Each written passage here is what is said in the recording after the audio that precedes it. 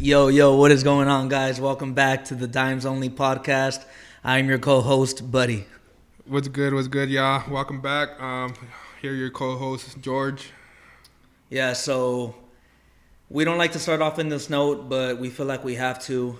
Tragic news. We have some tragic news. Yeah, so for those of you who don't know, Saturday, quarterback Dwayne Haskins played for the Washington Commanders, and the Pittsburgh Steelers passed away early in the morning. He was struck by a dump truck in Florida, where he's from, I believe. He was 24 years old. I think it said he was walking on the highway, right? From what you read.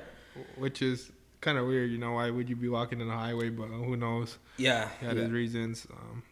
Yeah, it sucked. We just felt like we wanted to start off with that. I know it's sad news, but I just want to read off what he accomplished at his time at Ohio State, which he was a quarterback in. He broke single season records for the Big Ten in passing yards, touchdowns, and total offensive yards.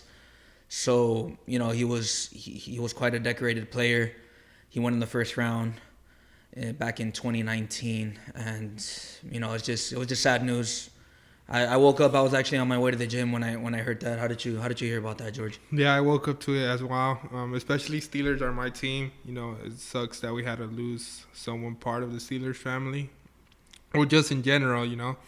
What's crazy is that he was only 24 years old, which is young. That's around our age. So imagine that, like, you're living your life, and then just one day, it could just be taken away from you, just like that. Yeah, man, definitely sucks. We hope his family is doing the best they can through this hard time. Everyone involved, his friends and stuff like that. But yeah, it's just really unfortunate. Rest in peace to Dwayne Haskins. Yeah, rest in peace. May he live on, his Ohio legacy live on forever. Yeah, definitely. Yeah, so moving on from that, baseball did start on Thursday. I'm a huge baseball fan, huge Dodger fan. And the weekend didn't really start off good for the Dodgers. They lost 2 out of 3 in Colorado, which Colorado's a pretty bad team. But it's just started the season. It's a whole marathon, 162 games. I'm really excited for this season, especially with the players, with the acquisitions we made. Obviously acquiring Freddie Freeman, having Mookie Betts, losing Corey Seager was pretty tough, but keeping Trey Turner, even though he is going to be a free agent this season. What are your thoughts on the Dodgers or just baseball in general? I know you're just starting to get into it. I'm just starting to watch it consistently. I would watch it before. I watch here and there. I used to watch it back in the day when we had like Andre Ethier and stuff. But I mean, I know the rules and stuff, so it's not that hard to keep up with it.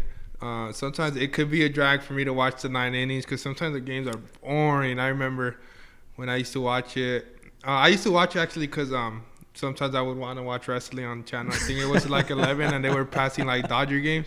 Or I would watch it on the primetime ticket. They used to pass the games. I remember that. But yeah, I mean, I'm excited to be keeping up with baseball now. I'm for sure going to go to some Dodgers games or hopefully this season.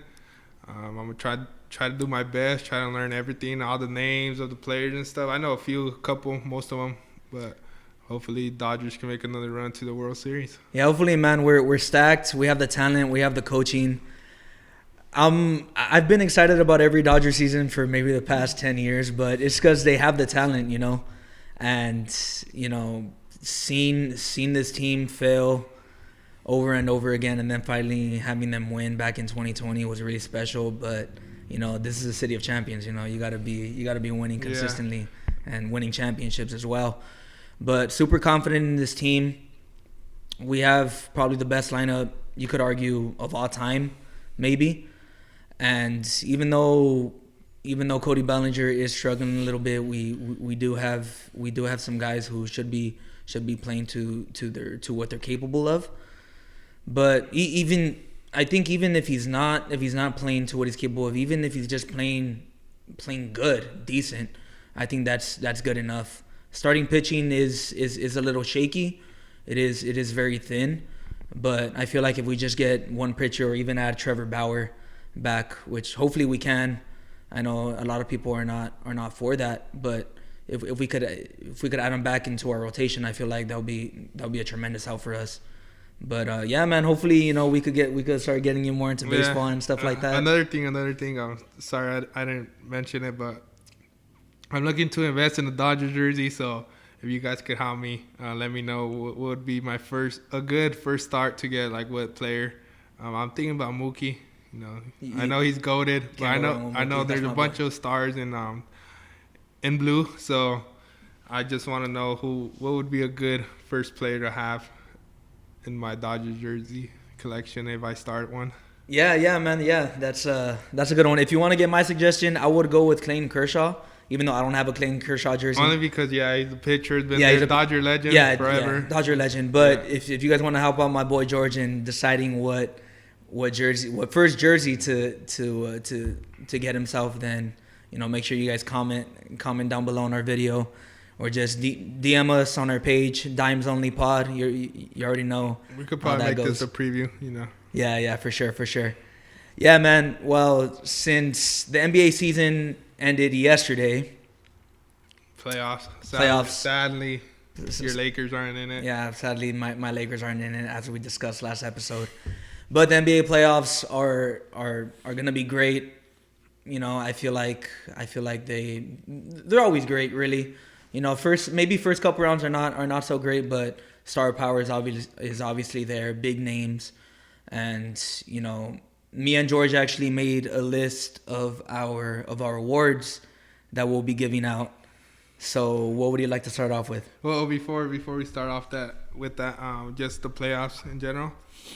I feel like it's anyone's game this year, so.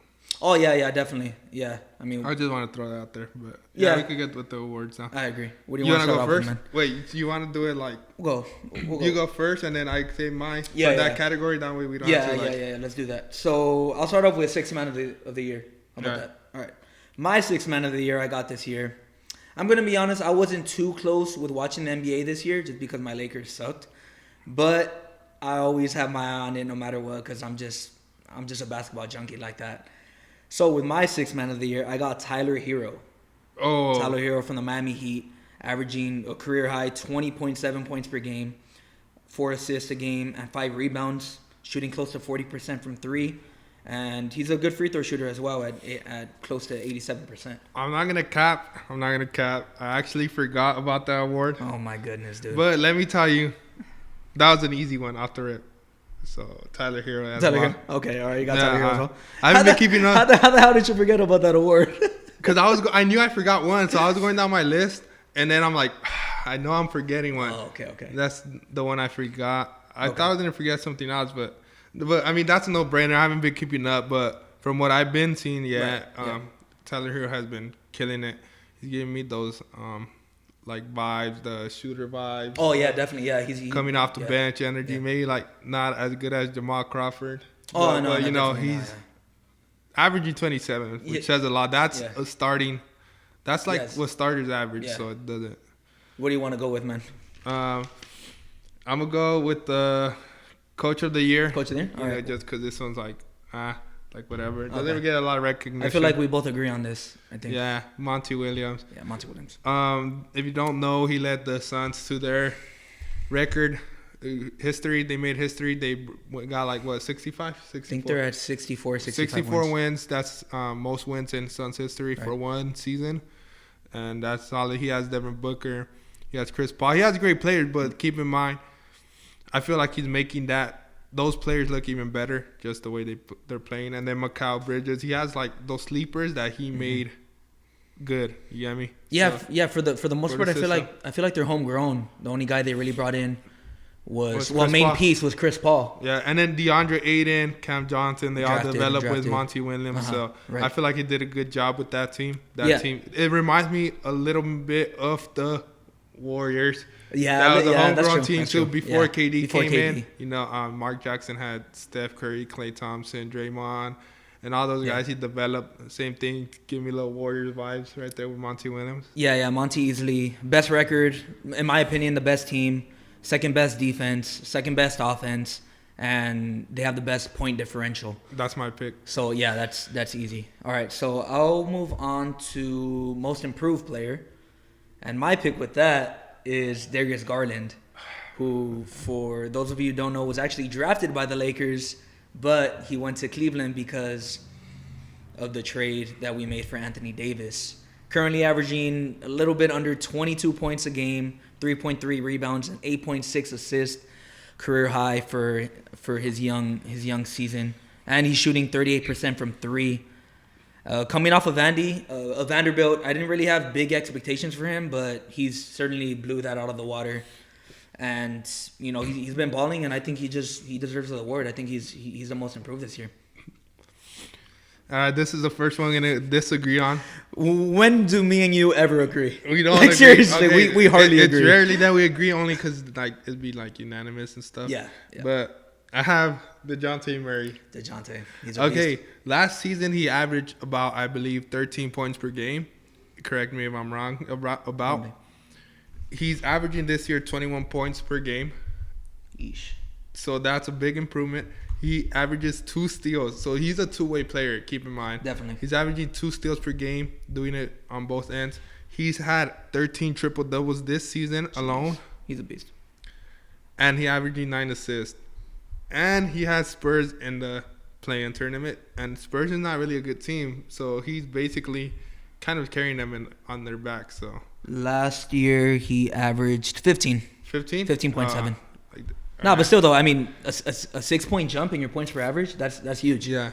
So I would say, and then don't forget he came off of a torn ACL like 2 years ago. He tore 2 years ago.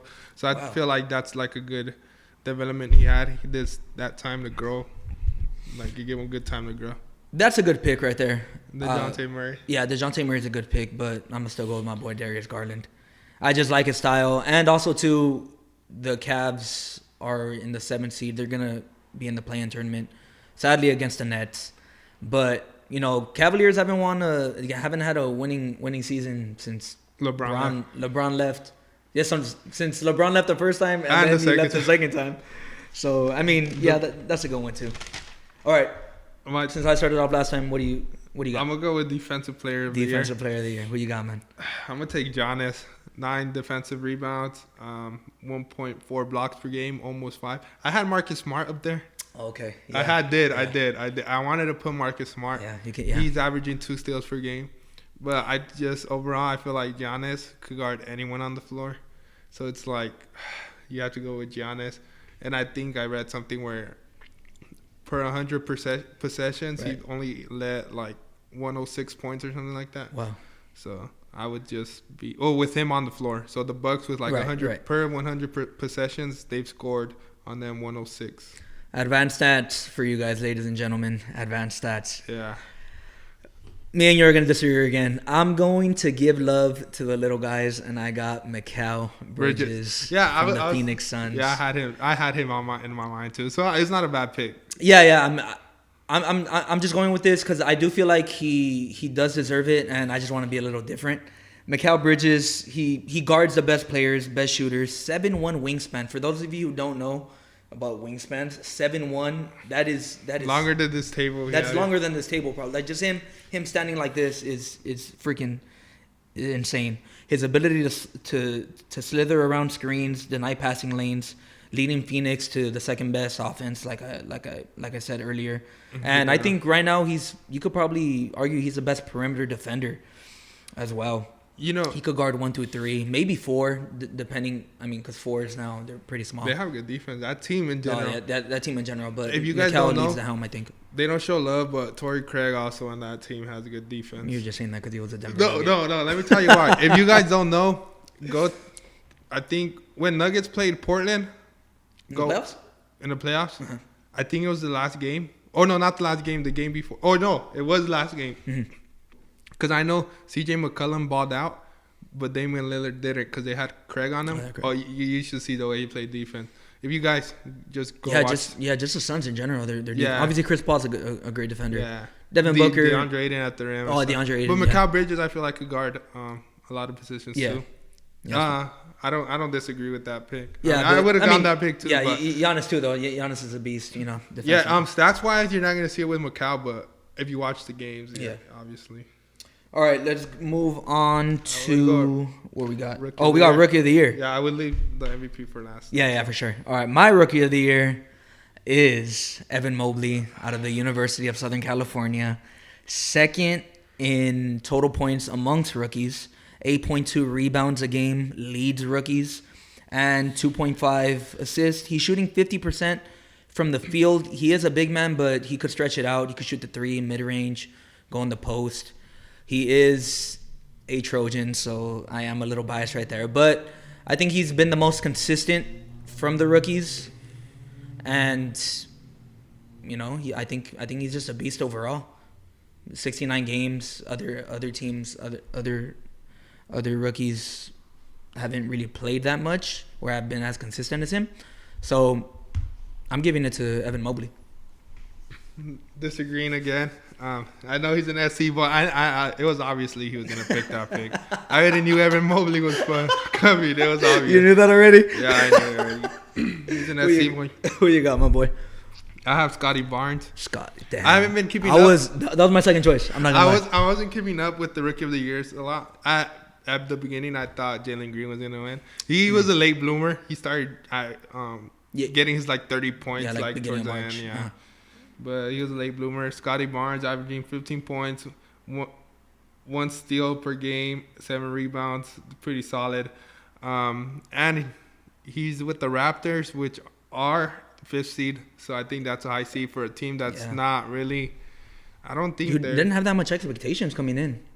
Yeah, they lost Laurie. They have Siaka, but Van Vliet basically stepped up, and then with Scotty Barnes, he has helped them a lot. And to be at the 5th seed, that's pretty solid. Yeah, so I would go with Scotty Barnes. He's helped them a lot. Okay, that's nice. Yeah, Scotty Barnes. The 6. That's right. Right. Yeah, that's not a bad choice either. And lastly, I believe we got MVP. We already know. I think we know who it is. I think it's gonna be closer than it is though, because it's not Embiid. It's not Embiid. I'm telling you guys, no, it's not Embiid. We're not saying it. It's not Giannis.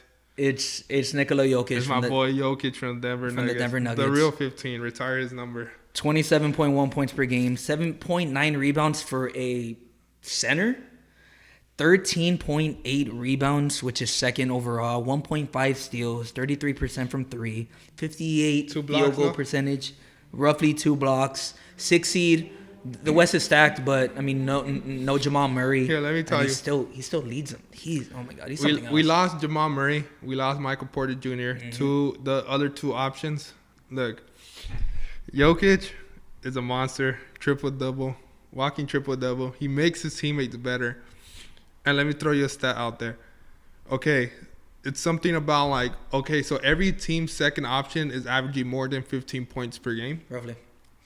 Will Barton, I think, is averaging the second option, and I don't think he's averaging 15 points per game. No, I doubt he is.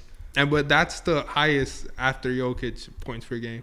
So I feel like Jokic has carried Denver. I mean, good thing he's stonks because he carried that load, but.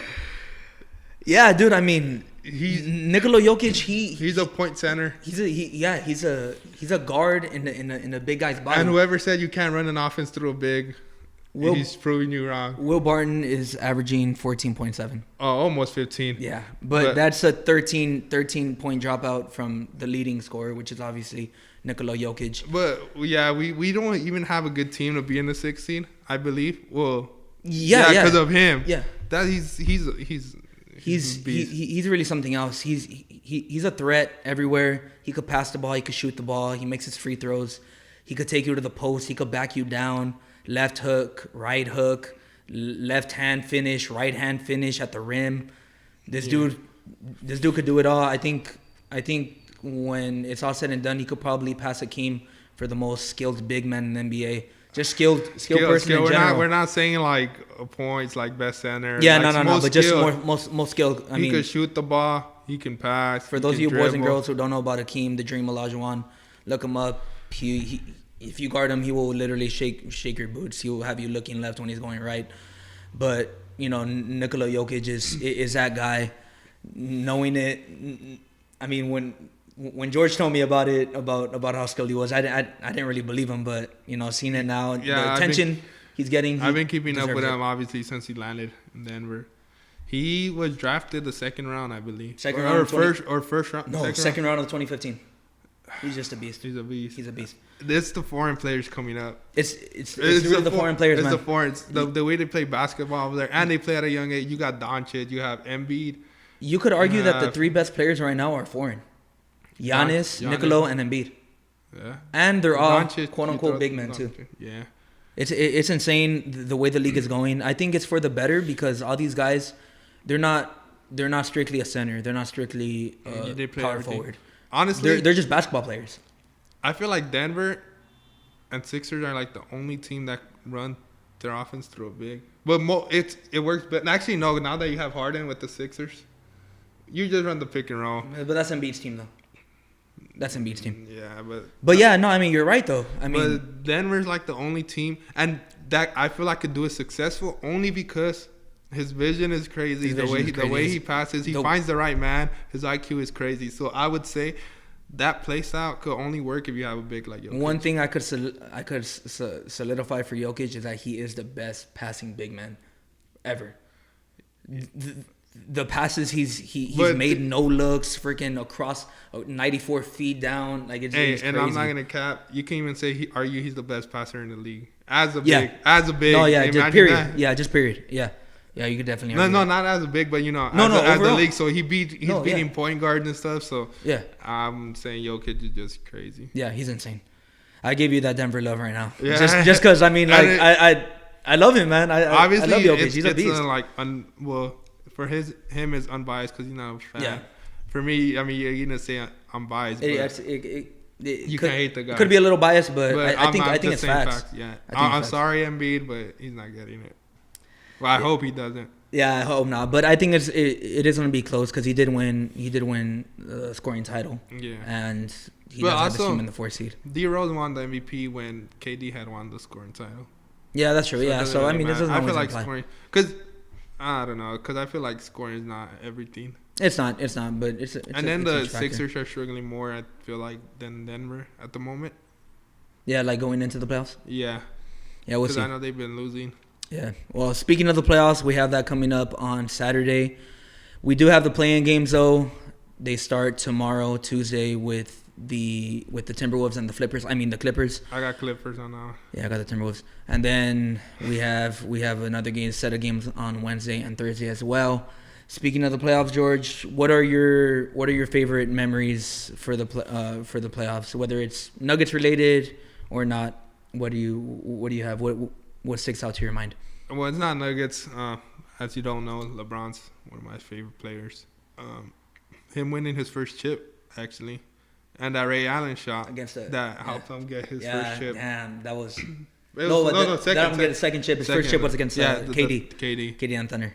Yeah. What about do you have any favorite maybe Nuggets ones? I know they haven't really. I could say that 3-1 comeback against Clippers. Oh my God, yeah. Jamal Murray, that playoff run Jamal Murray had before he got hurt.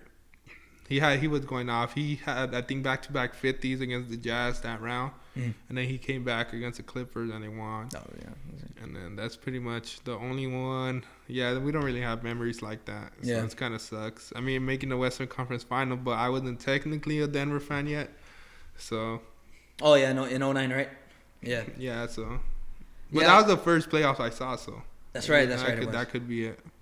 Yeah, I got a handful because I'm a spoiled Laker fan. Yeah, they got 17 now. My first concrete memory was Kobe hitting that game winner against Phoenix back in 06 to put them up 3-1.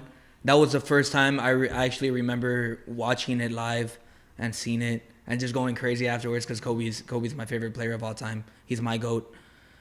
And that was just crazy to watch. I didn't really know the impact of the 3-1 comeback and all that, so I was like whatever about it. But that shot was super dope.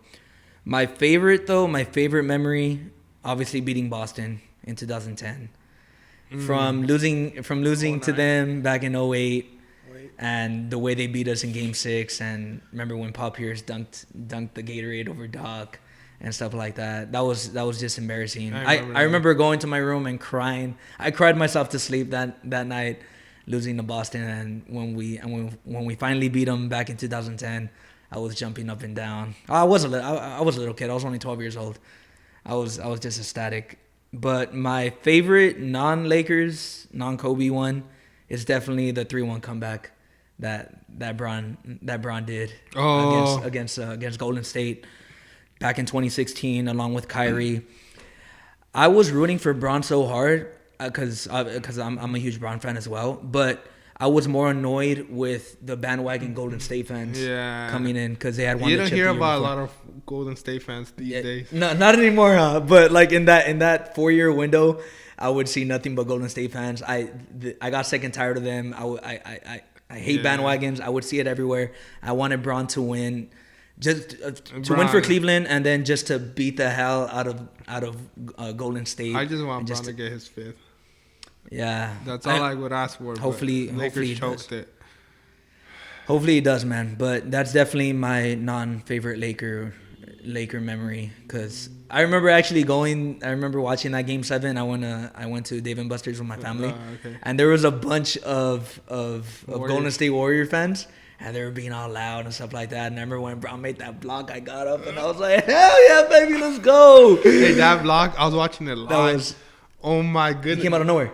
Bruh, if you guys don't know, he would do that with the Cavs a lot. Back in the days, like 07, like even before that, like 07 and on. Yeah. Mm-hmm. Like he was known for those chase downs. And then I haven't, that's one of the best blocks of all time. And to win the championship. No, that's the best. That's the best block of all time, considering the circumstances, and just the length he had to go through, just his LeBron's athleticism is just off the charts, dude. He's insane, man. That's my GOAT. Yeah, he's the second greatest player of all time. It's crazy, I have him as my GOAT. Yeah. As soon as he's gonna pass. I hope he passes. I hope he passes that number one spot scoring. I know you guys been seeing this tension between me and George about LeBron and the GOAT and stuff like that. We are gonna give you guys that topic eventually soon. Because trust me, we have a lot to say. We've already heard our arguments. Yeah. We've heard what we had to say. I kind of know what he's coming with already. So. No, you don't. So it's kind of hard to argue. I mean, it's not hard to argue. It is. It's just a rant. It is hard to argue. It's hard to argue that, but like the way we already know each other, it's like. No, yeah, definitely. I think for that we would have to dedicate an entire episode for that, because we definitely have a lot to say with that. That's why I'm waiting on LeBron's last chip.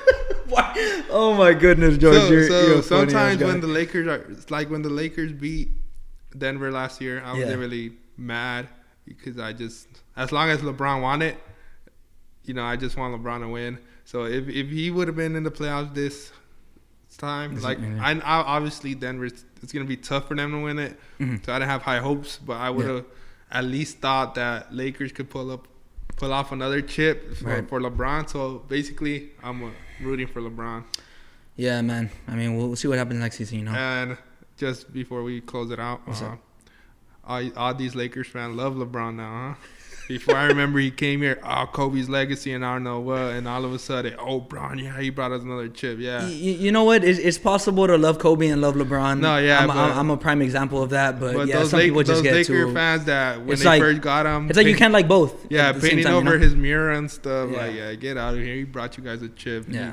You guys are so ungrateful for that. Yeah. Well, some Laker fans. I'm not bashing all of you. Yeah. You guys know who you are. You guys hated LeBron when he got here. Yeah. Bro. We don't claim those people. Real Laker fans don't claim those people. But to close out, last episode we were about 6 minutes into shooting until we realized that we weren't actually recording. So I want to show you guys exactly how that went down. Oh, you got the clip, huh? Yeah. He's a little small boy from Kansas. He was actually a transfer from Arizona State. Oh yeah, you know about that? Yeah, okay, I wasn't sure you did. No, but yeah, man, he balled out. He even hit a couple big shots as well. So I mean, bruh, it's like that. I didn't even click record, bro. George, are you serious? You gotta stop, fuck. Seriously? Yeah. Fucking George. Oh, my bad, bro. Fucking George, dog. You think you're recreating and shit? Yeah, so we were 6 minutes into it until George finally looks at the recorder and is like, "Oh wait, buddy, we're not recording." Yeah. Did you just forget to click on the buttons or what? I just forgot to put record on my laptop. So we were talking. We were having like a smooth. Oh man. Yeah, no, that was so funny. But yeah, we just wanted to share that with you guys. We hope you guys enjoyed this episode. We'll be back. I know we had more sports this time. Yeah, but only because it's been going like a lot of sports lately. Yeah, and then obviously with the NBA playoffs coming up, so you know we're gonna be on top of that. I have a Rosarito story I might tell next one. If you guys want it, it's another story that I thought about. That was pretty funny. Yeah, though. yeah. Just let us know. Just let us know what you guys think.